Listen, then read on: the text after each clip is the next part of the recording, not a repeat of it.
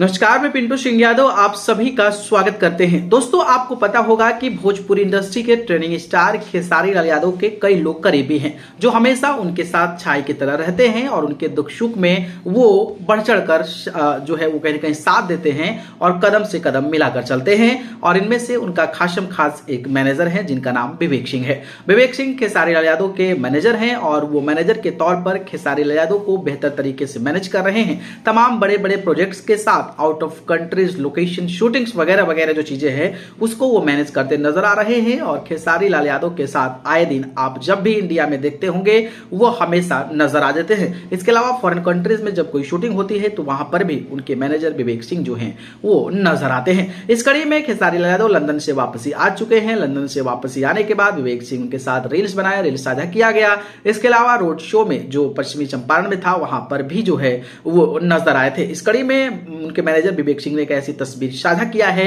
जो social media पर viral हो रहा है। तस्वीर में आप देख सकते हैं कि पेपे आर्मी का उन्होंने टी शर्ट पहना है 73 नंबर का और खेसारी लाल यादव भी सेम टी शर्ट जो है वो पहने हुए हैं 73 नंबर का। और ये दोनों टी शर्ट एक समान है, एक कलर का है, एक रंग का है। तो इसको लेकर लोग अब जो है कई सारे लोग प्रतिक्रिया दे रहे हैं और कह रहे हैं कि एकदम राम लक्ष्मण वाली जोड़ी लग रही है।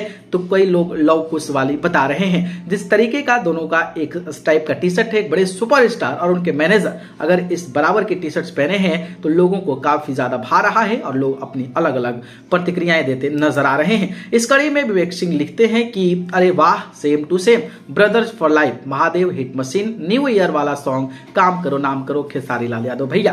तो एक मैनेजर का कहीं ना कहीं अपने जो एक बड़ी सेलिब्रिटी है उनके जैसा सेम टी शर्ट पहनना दर्शकों को काफी ज्यादा पसंद आ रहा है और लोग सोशल मीडिया पर इस चीज को साझा कर रहे हैं। बाकी इस तस्वीर पर आपकी क्या राय है? आप किस तरीके से इस तस्वीर को देखते हैं? कमेंट बॉक्स में हमें जरूर बताइएगा। धन्यवाद।